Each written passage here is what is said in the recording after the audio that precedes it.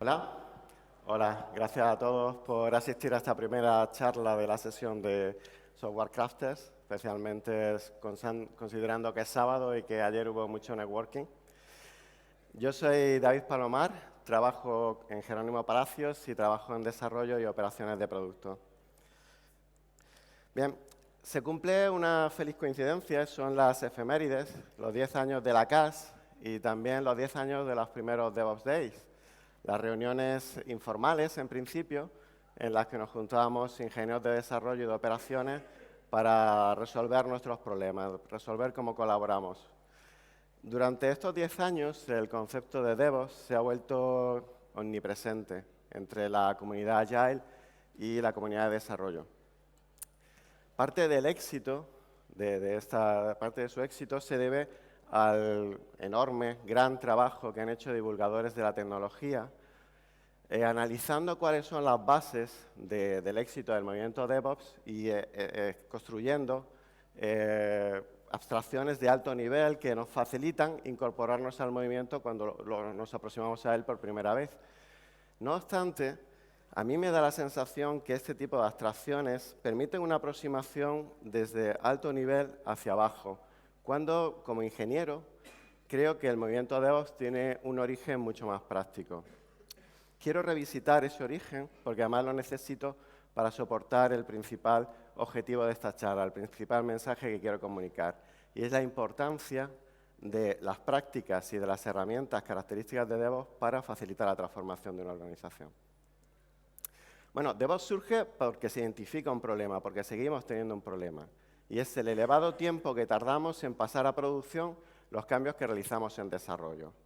Y para dar un poco de contexto, cuando hablo del tiempo que tardamos en pasar a producción, no me refiero al tiempo que invertimos en la definición del incremento de valor, como puede ser el Product Manager, el Product Owner, tampoco cuando el equipo empieza a involucrarse y lo refina hasta un punto en el que se siente seguro con la definición del incremento de valor y se puede comprometer con su implementación, ni siquiera cuando el equipo empieza a trabajar, lo programa, lo revisa un compañero, corre sus tests automáticos, incluso a lo mejor valida con el Product Owner los criterios de aceptación. Es cuando el equipo ya da por bueno el incremento, ya da por OK, lo hemos hecho cuando empezamos a medir ese tiempo. En el último State of DevOps, el de 2019, vemos que todavía este es un problema que todavía existe. Tenemos que un 56% de los encuestados tardan entre 2 semanas a un mes es un grupo, y 1 mes a 6 meses en pasar a producción un cambio que ya está hecho. Joder, nosotros somos primadonna, los desarrolladores queremos que la gente vea lo bueno que somos y que nos aplauda. Entonces esto causa frustración. Esto a nosotros nos preocupa y empezamos a reflexionar al respecto. ¿A qué se debe esto? Y encontramos 2 causas fundamentales. La primera de ellas es la transferencia de responsabilidad. En toda cadena de valor se produce una transferencia de responsabilidad cuando un equipo responsable de una de las fases, al terminar su trabajo, pasa los resultados a la siguiente fase y de alguna manera se desentiende de cómo continúa su evolución. De ahí viene el término transferencia, ¿no? Yo me desentiendo un poco de esto. En el caso que nos ocupa hoy, la transferencia de responsabilidad donde se produce este elevado deployment time es entre desarrollo y operaciones. Esta transferencia además tiene una peculiaridad, y es que, paradójicamente, podemos encontrar que los equipos implicados, desarrollo y operaciones, tienen objetivos casi contradictorios. ¿Cuál es el objetivo de desarrollo? Llevar a producción los incrementos de valor diseñados por la organización en el menor tiempo posible, garantizando la calidad, de una forma sostenible, ¿vale? Pero nosotros trabajamos con sistemas basados en software. Y una de las características del software es que es muy complejo.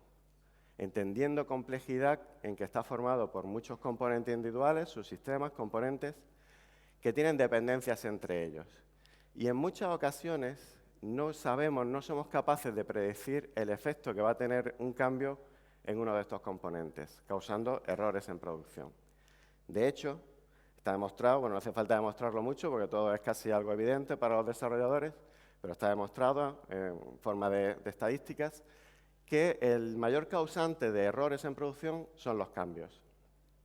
Entonces tenemos por un lado un equipo de desarrollo que quiere empujar cambios a producción y tenemos un equipo de operaciones que es responsable de mantener los sistemas de producción funcionando con los niveles de calidad que espera el usuario final, ¿vale? Responsivo y demás. Entonces, en principio, ve con recelo los cambios que le vienen de desarrollo.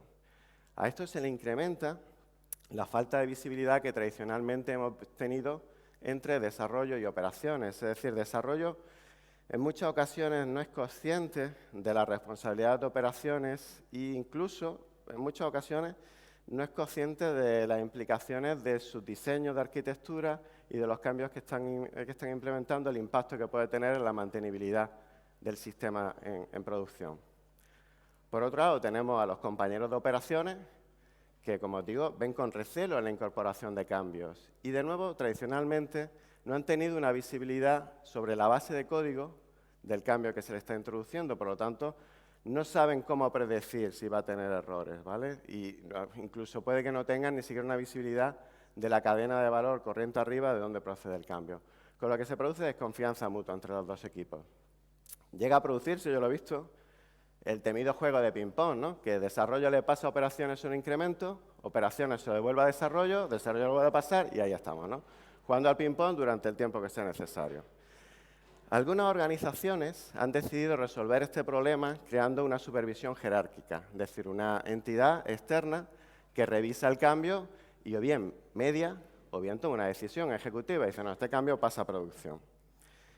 El movimiento DevOps entiende que estos sistemas de supervisión jerárquica, comités de control y demás, plantean dos problemas. Por un lado, introduce una burocracia adicional que puede ralentizar el flujo, pero sobre todo, el más importante para mí, creo que es que enajena la responsabilidad sobre el cambio de los equipos. Es decir, los equipos pueden decidir pasar hacia adelante lo que están haciendo y si se produce algún error, que ya sea el comité el que me lo eche para atrás. Porque se produce esta falta de implicación. El segundo gran motivo, el segundo gran causante, ahí pone 11, yo creo que eran 2 palitos, ¿vale? Se ha convertido en 11. Vale, el segundo gran motivo de este retraso es la falta de automatización. Todos estamos acostumbrados a hacer listas de verificación durante todas las fases de desarrollo, una lista de verificación de tareas que son más o menos manuales. Las tenemos en desarrollo, pero también lo tenemos en despliegue, en testing de previa producción y también en las tareas de mantenimiento en producción. Son tareas tediosas y susceptibles de error. Entonces, el planteamiento es, vamos a dejar que lo hagan los ordenadores, que para esto son unas máquinas, ¿vale? ¿Qué ganamos con la automatización? Por un lado, al ejecutarse más rápido cada una de las tareas individuales, pues estamos acortando el tiempo total de la fase, ¿vale? Eso es directo, eso es una consecuencia directa. Pero la que más me interesa a mí particularmente es que incrementamos la calidad del proceso.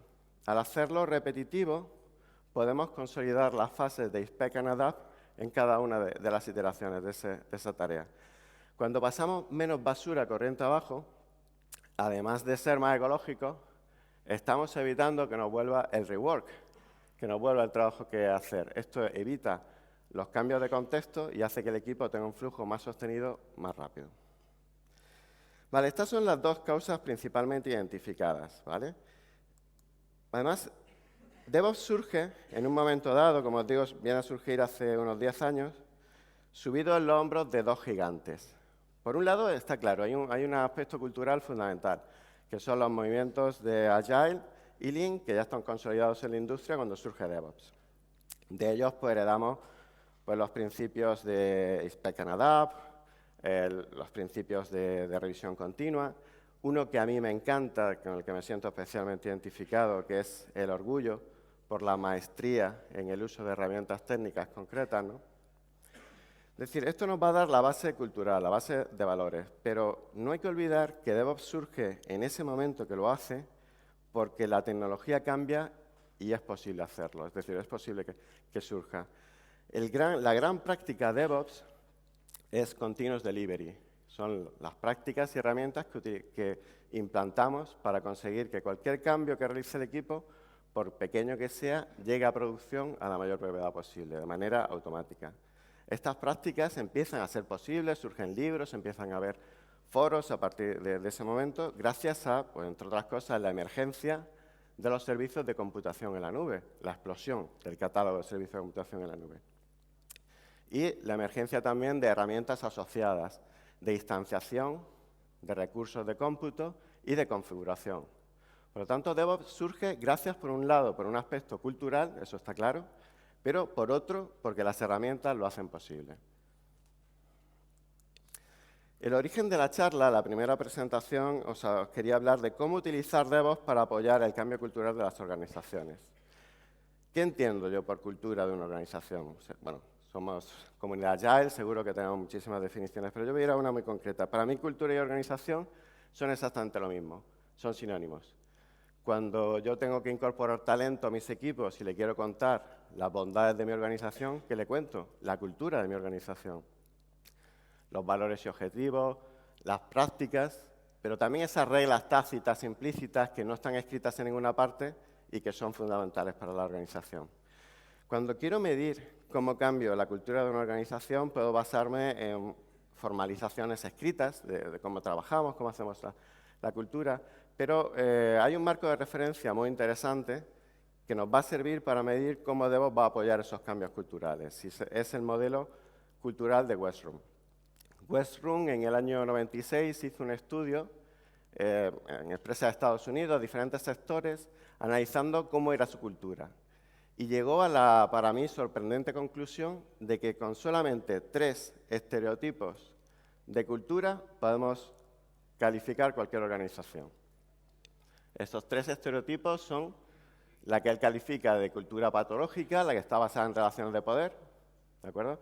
Este tipo de organizaciones se caracterizan porque potencian la optimización de resultados individual de una persona o de una unidad funcional de la organización, ¿vale? En detrimento, bueno, ellos con la expectativa de que así se optimice el delivery completo de la organización. Se caracteriza por la lucha de poder. Yo creo que lamentablemente todos hemos tenido alguna experiencia con este tipo de organizaciones. La crítica se penaliza y el error se castiga. Este es el principal factor. Cuando el error se castiga, la gente, los miembros, huyen de las responsabilidades porque saben que se les va a penalizar por ello. Entonces se produce el eterno juego de paso el balón al campo contrario.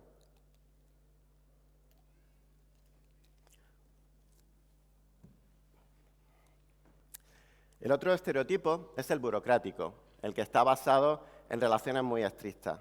Yo he visto este tipo de organización, por ejemplo, en negocios, en contextos en el que había una carga legislativa muy fuerte o donde el error realmente tiene un coste muy elevado. En general pueden ser organizaciones productivas, pero tienen un problema, y es que van a ser muy rígidas, van a ser muy estáticas. No porque en principio estén en contra del cambio, sino porque el cambio, como comentaba antes, es un factor de error. Entonces lo van a revisar y van a burocratizar la incorporación de ese cambio. Por último, tenemos las culturas basadas en el desempeño, que va a ser el modelo cultural objetivo en general del movimiento Agile y en particular de DevOps. Se caracteriza por la ruptura de nichos, que es el objetivo principal de DevOps. Es decir, en DevOps identificamos un problema en la asistencia de nichos entre desarrollo y operaciones. Entonces, la aproximación que vamos a seguir va a ser, lo destruimos totalmente. Si este es el problema, vamos a quitarlo de en medio. Cuando yo destruyo un nicho de responsabilidad, tengo que proporcionar también formación. Tengo que dar el conocimiento necesario para que los compañeros que asumen las nuevas responsabilidades realmente las entiendan. Si no, es imposible. Ya no es que sea justo o injusto, es que yo no confiaría en que alguien asuma una responsabilidad sin entender qué consecuencias tiene. Por lo tanto, estamos también rompiendo los nichos de conocimiento. Los éxitos son compartidos. Cuando todo va bien, es un éxito de toda la organización. Pero los errores también. Y este es el segundo factor que yo creo que caracteriza más esta cultura. Cuando se produce un error, se analiza de forma sistémica. Y en la organización nos preguntamos cómo hemos podido permitir, como organización, que un error así llegue a esta producción. Se hace una reflexión y se ponen los medios necesarios para que no vuelva a ocurrir. Si estamos hablando de bajo nivel, por poneros un ejemplo, pues probablemente si tenemos un error que ha llegado a producción, implantaremos, desarrollaremos los tests automáticos necesarios para que ese error ya no vuelva a suceder nunca más.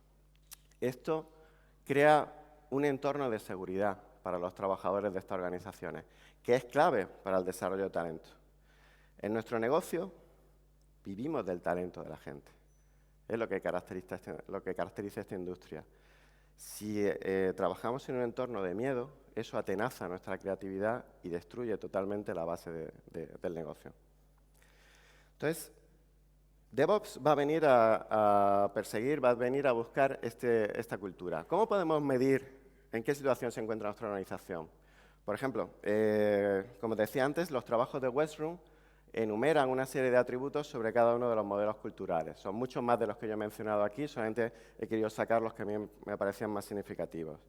Podemos hacer encuestas entre nuestros compañeros para que respondan a cada uno de esos atributos. Pero esto, mi experiencia, es que nos queda una encuesta relativamente pesada, ¿vale? Si queremos hacer un muestreo mucho más frecuente, podemos hacer una encuesta basada en el Net Promoter Score. Es decir, preguntándole a nuestros compañeros si ellos recomendarían a un buen amigo trabajar en su equipo o en su organización. Está demostrada la correspondencia entre la cultura generativa y especialmente entre el aprovisionamiento, la configuración de espacios de seguridad y la satisfacción en el trabajo, entendida como identificación con los objetivos de la empresa, conciliación de vida personal y profesional, desarrollo de realización profesional y demás. Entonces, con una encuesta de NPS, que es mucho más sencilla de realizar, podemos correlacionar, podemos inferir en qué situación nos encontramos. DevOps es cultura. Más bien, yo creo que la cultura es un elemento fundamental del movimiento DevOps. Pero, por otro lado, desde la comunidad Agile, creo que se está poniendo el foco demasiado, casi de manera exclusiva, en los principios culturales del movimiento. Y se están olvidando otros factores. Quizá venga pues, por nuestra tradición, porque llevamos mucho tiempo trabajando en el movimiento Agile con aspectos culturales de la organización. Quizá venga porque el primer principio Agile es personas e iteraciones versus procesos y herramientas, ¿no? Pero DevOps tiene una base fundamental, era lo que quería insistir desde el principio, en el uso de unas herramientas que lo hacen posible, que permiten la emergencia de este movimiento. Por lo tanto, yo estoy convencido que la cultura es fundamental, pero sin las herramientas concretas que lo implementan, no se va a desarrollar. Las herramientas nos van a permitir implementar unas prácticas que van a reforzar la cultura y se produce un ciclo de realimentación positiva entre cultura y prácticas. La cultura, como os digo, es necesaria. Yo creo que en la emergencia de DevOps dentro de una organización, en las iniciativas DevOps, el principal rol de los niveles ejecutivos, los C-levels y de los managers intermedios, va a ser permitir y facilitar este cambio cultural, ¿vale? Pero al final estamos trabajando con ingenieros que, en mi caso, realmente empiezo a entender las implicaciones de un cambio cuando lo uso, cuando lo practico, cuando pongo mis manos sobre él y lo veo, ¿no? Yo estos principios que os decía antes culturales sobre DevOps, empecé a entenderlos cuando empecé a practicar DevOps. Entonces me di cuenta lo listos que eran estos divulgadores de la tecnología que habían abstraído estos niveles altos, pero hasta que no empecé a tocarlo, no me di cuenta de cómo funcionaba. Mirad, nosotros podemos plantear que una arquitectura desacoplada va a facilitar que los equipos sean independientes, que puedan asumir la responsabilidad completa de manera autónoma. Pero si no tenemos un buen framework, por ejemplo, de inversión de control, que nos haga posible implementar ese desacople entre componentes, la cantidad de código boilerplate, la cantidad de trabajo que vamos a tener que hacer solamente para mantener el patrón desincentiva ese cambio. Ya no digo, por ejemplo, si nos vamos a una cadena DevOps completa donde llevamos las operaciones y estamos en un monolito. Va a ser muy difícil que en una organización con monolitos podamos desplegar, podamos mantener nuestro componente funcional de manera independiente, sin toda la burocracia asociada a trabajar con el resto de los equipos. Entonces, cuando empiezan a aparecer tecnologías que nos permiten virtualizar, que nos permiten aprovisionar de manera individual y efectiva recursos de cómputo para los equipos, es cuando esto empieza a surgir. Entre la comunidad Agile siempre estamos hablando de incentivar, estamos hablando de facilitar. Pues bien, en DevOps lo que facilita son las herramientas. Pues vamos a provisionar las herramientas concretas que necesitamos, ¿vale? El catálogo de herramientas DevOps es enorme. O sea, a lo mejor habéis visto, seguro habéis visto por ahí, incluso la tabla periódica esta que hay de herramientas DevOps, ¿no? Es enorme. Yo no voy a entrar ahí porque eso sería objeto de un curso de varios días, ¿no? Solamente os quiero hablar de un grupo de prácticas y herramientas que yo he tenido la suerte de poder poner en práctica si me han ido bien. No os voy a contar las que me han ido mal, ¿vale? Solamente las que me han ido bien. Lo primero es la configuración de equipos multidisciplinares. Esto casi resulta evidente, ¿no? Es decir, bueno, el nombre DevOps ya te dice que va a ser desarrollo de operaciones, ¿vale? Sí, puede parecer evidente, pero luego en la práctica no lo es. Yo he estado trabajando, por ejemplo, con equipos de operaciones a los que se le asignaba responsabilidades de mantener la plataforma de desarrollo y ya se le llamaba DevOps. Pero no trabajaban con los compañeros de desarrollo, le proporcionaban servicios, pero no trabajaban con ellos. Vale, cuando confeccionamos equipos DevOps, integramos dentro de una sola unidad ingenieros con conocimientos de desarrollo, operaciones. Yo además recomiendo expertos de negocio, siempre lo he tenido en mis equipos desde el comienzo del 2000, que le llamamos enlaces de negocio, ahora son product owner y demás. Y también componentes, un facilitador profesional, porque el cambio de DevOps es complicado, el cambio de mentalidad cultural dentro del equipo es complicado. La presencia de un profesional que esté continuamente reforzando los objetivos a los que queremos alcanzar y que entienda la implicación de las herramientas concretas en cómo se consiguen esos objetivos es muy importante. Bueno, pero voy a lo que os quería comentar. Permanentemente colocado, es una broma. Lo que quiero decir, yo he tenido alguna experiencia trayendo miembros invitados a los equipos para, oye, vamos a probar cómo va el tema de DevOps, ¿no? Me traigo un ingeniero de operaciones o llevo un desarrollador a operaciones, a ver qué tal va. Y eso no funciona. No funciona porque el principal objetivo de crear un equipo multidisciplinar es que se construyan las relaciones de confianza que los humanos desarrollamos en la interacción diaria, en el trabajo diario, ¿vale? En tomándonos un café y viéndote ahí sentado enfrente mía. Entonces, cuando traemos miembros invitados, no acabamos de romper la vinculación de este profesional con su gremio original. Y él se siente que ha venido el equipo para dar servicio, pero que se va a pirar, ¿vale? Entonces, tenemos que transmitir el mensaje de que este es tu nuevo equipo. Y bueno, lo de colocados es porque he tenido experiencias con equipos pues, deslocalizados, multinacionales y demás, y os digo que la transformación DevOps ya es complicada. Si podemos evitar el problema de la comunicación remota, mejor. Luego, a la hora de elegir los miembros que forman el equipo, pues en todas las organizaciones sabemos que hay profesionales que aportan un gran valor, pero que no salen de su nicho de especialidad. ¿Vale? Entonces, me parece muy bien, estos profesionales van a seguir contribuyendo a la organización con todo el valor que aportan, pero no lo incorporemos en un equipo de DevOps porque va a ser una piedra, ¿vale? Incluso cuando traemos profesionales pues, altamente cualificados, curiosos, yo tengo una experiencia, por ejemplo, con lead developers. A mí me han dicho los lead developers, oye, David, yo no voy a asumir la responsabilidad de operaciones, ¿vale?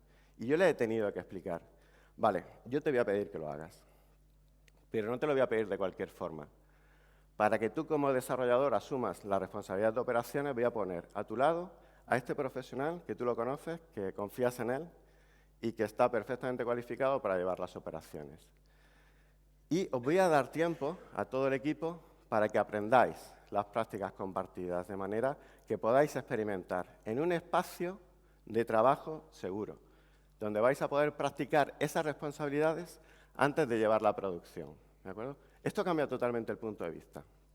Por otro lado, los ingenieros de operaciones, exactamente lo mismo.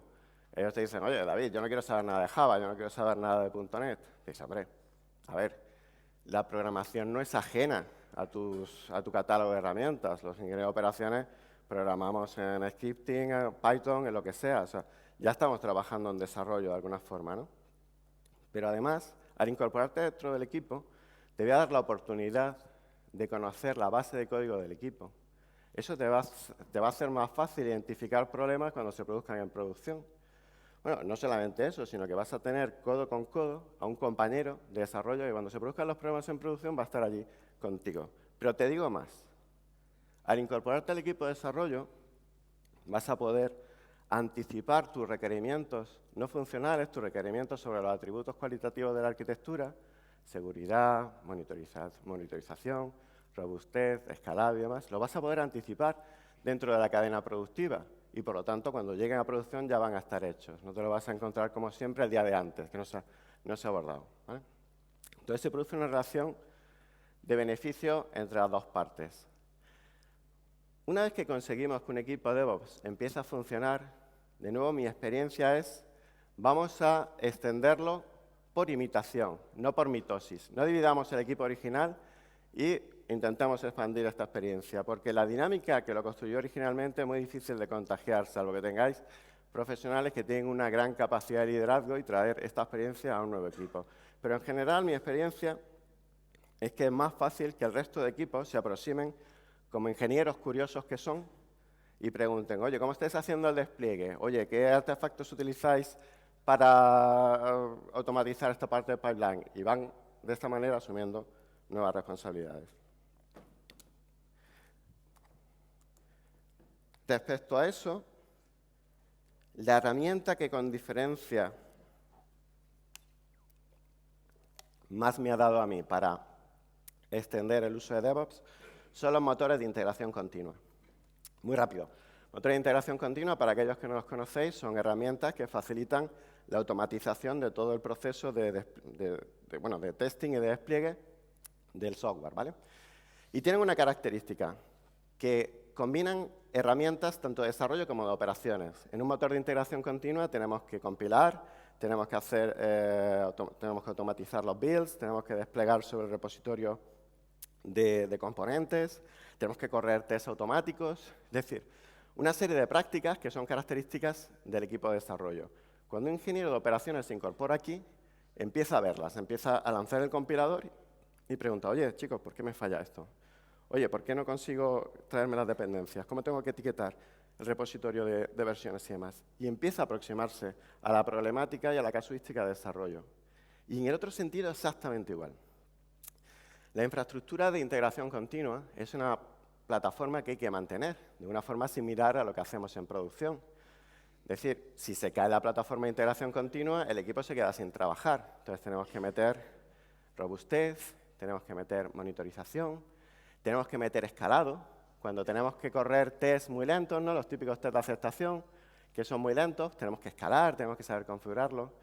Los ingenieros de desarrollo, junto con los de operaciones, trabajan en la definición de ese entorno, en ese pipeline de integración continua. Y empiezan a aprender cómo pueden manejarlo por sí mismos, porque necesitan ser autónomos. Si ellos no quieren, los ingenieros son profesionales, ellos no quieren estar allí bloqueados esperando a que el compañero de operaciones termine su tarea para que te eche una mano. Entonces, ellos quieren ser totalmente autónomos y empiezan a aprender cómo manejarlo. Por otro lado, la integración continua proporciona un entorno, un espacio de juegos privado para el equipo. En el mejor de los casos, vamos, yo no me he encontrado en ningún caso en el que tuviera que compartir el entorno de integración continua. Seguro que lo hay, pero se pueden aprovisionar espacios individuales por equipos. Entonces, ellos pueden ahí jugar y empezar a practicar esas herramientas que luego van a desarrollar en producción. Y en este entorno, el impacto del error no es tan visible, no es tan grave. Hay algunos autores que defienden que a la hora de empezar a automatizar en una organización, lo hagamos por la fase final, por el despliegue a producción, para reducir lo que llamamos el deployment pain, es decir, lo que sufrimos al pasar a producción. Y lo hacen con un argumento que es muy interesante, y es que la transformación DevOps es cara. Es beneficiosa, pero es cara.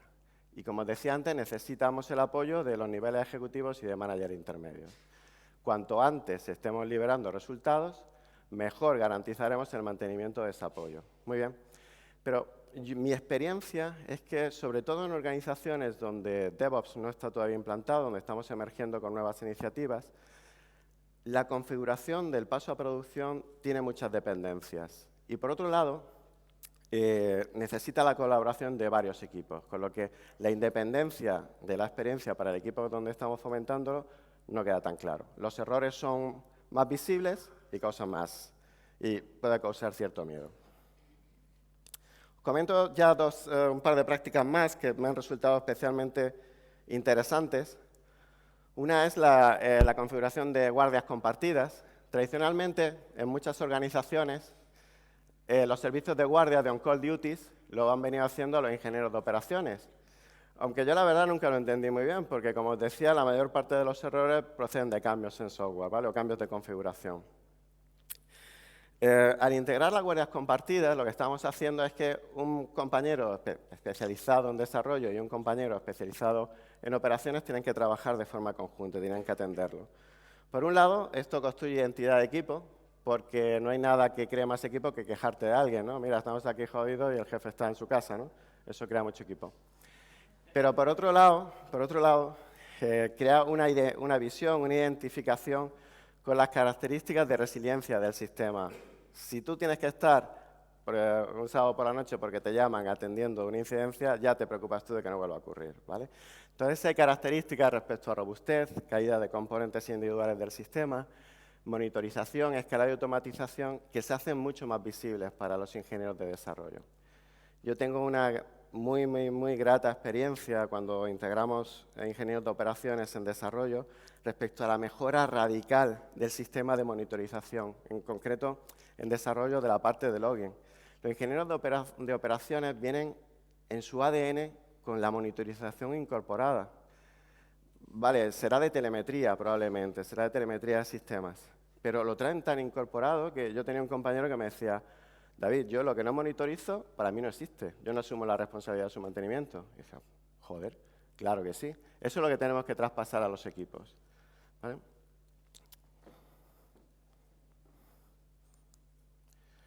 Siguiendo con la monitorización, una experiencia que también me resultó muy útil a la hora de romper barreras y a la hora de compartir patrones y artefactos ya a nivel corporativo. Los anteriores eran más de equipo, esto es a nivel corporativo. Fue la construcción de un sistema de monitorización centralizada. Inicialmente lo diseñamos para atender las incidencias, para poder responder de forma eficiente cuando se producía un error. Básicamente, cada equipo, con sus product owners, definieron sus objetivos de servicio y los indicadores de servicio. Y entre todos los equipos de la organización nos reuníamos para intercambiar patrones, para intercambiar, oye, qué indicadores estáis utilizando, cómo los vais a monitorizar y demás. Y se producía un efecto de contagio, de osmosis, de ideas entre ellos que era tremendamente productivo, tremendamente interesante. Gente que venía con unos catálogos enormes y otros que venían con dos. Bueno, al final llegábamos a criterios de consistencia, ¿no? De una coherencia natural para la organización. Cada equipo implementó sus charts, sus gráficas, sus tableros, y posteriormente todos los equipos se integraron en una plataforma común que te permitía hacer drill down y drill up. Lo más interesante era que era permanentemente visible 24 horas a todos los equipos, de manera que primero, cuando se producía una incidencia, había una caída de nivel de servicio, todos podían ver si algún componente del que dependías o al que estabas dando servicio se estaba viendo afectado y podías ir directamente al equipo.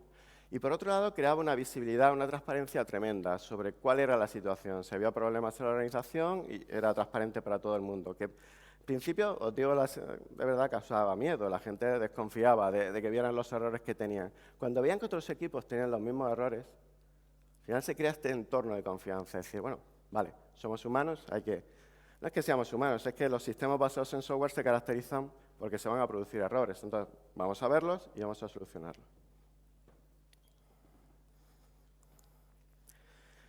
La migración a la nube, bueno, la computación en la nube es una privada. Cuando hablo de nube no hablo exclusivamente de computación pública en la nube. Puede ser una nube privada, con Proxmox o con cualquier otra solución de virtualización. Como os digo, la computación en la nube es una de las piedras angulares de las herramientas DevOps. Está en la base de DevOps. Cuando hacemos una migración en la nube, podemos hacerlo con varias técnicas, pero la tradicional, la más sencilla, es lo que llamamos levantar y transportar, ¿no? Hacemos lift and shift. Cogemos la plataforma que tenemos on-prem y nos la llevamos uno por uno a la nube, más o menos uno por uno. ¿Que tenemos una base de datos? A la nube. ¿Que tenemos un servidor de aplicaciones? A la nube. Así uno por uno. Esta fase de la migración a la nube lo puede hacer prácticamente el equipo de operaciones, porque ellos tienen el conocimiento de cómo mapear los recursos de cómputo on-prem propios con los de la nube, y lo pueden hacer más o menos. Tuvo que intervenir un poco el equipo de desarrollo para correr test funcionales y también por un tema de licencia, ¿no? Pero el modelo de licenciamiento en la nube suele ser distinto. Pero aparte de eso, ahí había poca colaboración. Cuando surge realmente las oportunidades de colaboración de nuevo, el intercambio de ideas, es cuando empezamos a reemplazar elementos de infrastructure as code, es decir, de componentes de la nube, lo empezamos a reemplazar por platform as code, es decir, por servicios aprovisionados por el proveedor de nube. En este caso, muy probablemente tengamos que cambiar la API o tengamos que transformar la API, con lo que necesitamos una colaboración directa. ¿Qué elementos son susceptibles de pasar a Platform as Code? A Platform as a Service. Pues aquellos que no son esenciales, que no son core competence del equipo, o, por ejemplo, a mí me pasó aquellos en los que no teníamos los conocimientos técnicos necesarios para poder garantizar el mantenimiento de ese servicio en la nube. Entonces, pues, lo externalizamos, ¿de acuerdo? En paralelo a esto, surgen todas las prácticas de Infrastructure as Code. Infrastructure as Code es cuando los ingenieros de operaciones se juntan con los de desarrollo y se dan cuenta que eso de tener un control de versiones sobre la declaración de la plataforma y su configuración es cojonudo. Está de puta madre. Entonces empiezan a compartir, yo digo, los archivos que configuran la infraestructura y los que los configuran, que las declaran y que los configuran. Entonces, los ingenieros de desarrollo empiezan a tocar aquí, como os decía antes, empiezan a autoaprovisionarse, porque ellos quieren ser independientes. Si necesitas un nuevo rol de seguridad, no estás esperando, no pones un ticket en el servicio de operaciones, sino que te lo creas tú, ¿vale? Y bueno, al principio da miedo, dices, hostia, yo qué sé si me cargo cualquier cosa. No pasa nada, porque primero lo vamos a hacer por pair programming, va a estar tu compañero de operaciones allí, pero si tu compañero no está, pues hacemos un pull request. Y tu compañero lo va a revisar cuando pueda, y cuando ya esté todo aceptado, lo pasamos a producción. Con el tiempo, esa revisión ya no es entre desarrollo y operaciones, sino que es entre miembros del equipo. Todos se revisan los cambios de configuración. El último caso del que os quiero hablar fue la configuración de un sistema de master data. Esta problemática surge cuando tenemos cierto éxito con DevOps. Es decir, cuando empezamos a tener equipos independientes que desarrollan y mantienen sus subsistemas en producción. Se produce una segregación de la plataforma de servicios, ¿no? Los servicios los tenemos distribuidos entre equipos. Y paralelo a eso, se produce una segregación de los datos. Cada equipo tiene una visión específica de las entidades de negocio, ¿vale? Cliente, dispositivo, garantía, lo que sea. Cada uno tiene una visión distinta. Cuando duplicamos datos tenemos inconsistencias y esto puede llegar a degradar la percepción de servicio que tiene el usuario final, porque él proporciona una información y espera que la manejamos dentro de la organización de forma conjunta, ¿vale? Entonces, ¿cómo solucionamos este problema? Una forma sería, por ejemplo, instaurando un repositorio centralizado de estos datos maestros, estos datos fundamentales de la organización. Pero eso implica cuellos de botella, implica un solo punto de fallo. Una alternativa, pues es utilizar event brokers, es decir, sistemas de comunicación en los que los distintos subsistemas publican los cambios que realizan sobre las entidades maestras y los que están interesados las escuchan. Esto es muy interesante porque es un recurso transversal a toda la organización y obliga a empezar a definir patrones, protocolos. ¿Qué entidades vamos a manejar? ¿Qué cambios son los que queremos comunicar? Pero además de patrones y protocolos, lo que tenemos que intercambiar son artefactos concretos, porque cada equipo trabaja con una tecnología distinta y necesita sus propios conectores contra la plataforma. Entonces, los equipos que son afines entre sí empiezan a intercambiar estos conectores, se empiezan a refinarlos conjuntamente y se produce esta dinámica de compartir, de sharing, que es fundamental para cambiar la cultura. Un par de recomendaciones para finalizar. Lo que os decía antes, DevOps es rentable, eso está fuera de toda duda. Académicamente es rentable, es decir, hay estudios académicos que demuestran cómo el cambio a DevOps, el cambio de prácticas dentro de la organización, hace que las organizaciones consigan mejor sus objetivos e incluso aumentan sus cotizaciones bursátiles, ¿vale? Es rentable, pero necesita un cambio en la organización y necesita unos recursos que tienen que estar soportados por los niveles ejecutivos y de management.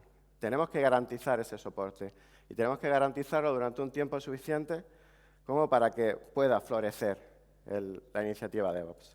En este sentido, el utilizar profesionales que puedan formar, asesorar a los niveles ejecutivos de la organización, hablándoles en términos de negocio, que ellos entiendan sobre las ventajas del cambio a DevOps, puede ser muy interesante. Por otro lado, ya termino. Por otro lado, estamos en una comunidad Agile, todos sabemos que los cambios no se imponen, ¿vale? Los cambios no los podemos imponer, los tienen que abrazar. Pero lo que no podemos es engatusar a la gente. Yo lo he visto, bueno, seguro que lo habéis visto en muchas ocasiones. Llevamos a un experto que se reúne con los equipos y le vende la burra de una manera increíble. Y todo el mundo, al final aplaude, madre mía, vamos a hacer DevOps, esto es la hostia. Y cuando se marcha, a los 2 días, nadie se acuerda de por qué estamos haciendo esto. Y ya dice, oye, esto, olvídate. Tenemos que tener gente permanentemente trabajando para apoyar esa transformación. Y ya lo último, el objetivo principal de esta charla es deciros, hay prácticas, hay herramientas que facilitan el cambio, que lo hacen más sencillo. Y hay algunas incluso que te lo fuerzan. Si estamos de acuerdo con los equipos, vamos a buscar esas herramientas para que realmente se empuje el cambio. Esto es todo y agradeceros y tengo una duda.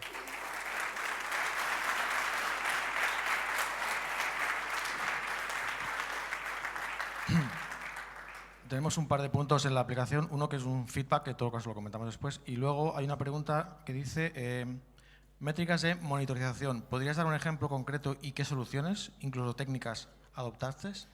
Bueno, técnicas, monitorización era específica de cada área de negocio, pues de telemetría, pues las básicas de memoria, de uso de CPU y demás. Luego de negocio, pues por ejemplo, tiempos de servicios, tiempos de cola en espera de servicios, va a depender de cada área de negocio. Había unas evidentes que surgían por todos los equipos. Si queda un sistema del que eres dependiente, pues aunque sea externo, aunque sea un proveedor externo, había que identificarlo y había que ver cómo afectaba al sistema. Luego, sobre herramientas concretas, pues en nuestro caso utilizamos Grafana con Prometheus y la base de datos era InfluxDB, optimiza las series temporales, ¿vale? Un poco. Luego ahí, bueno, luego empezamos a combinar también feedbacks procedentes de Google Analytics y demás, los íbamos integrando dentro de esa misma plataforma. Gracias. Damos una pregunta más del público. ¿No? Vale, pues cerramos aquí la sesión. Muchas gracias, David. Venga, gracias.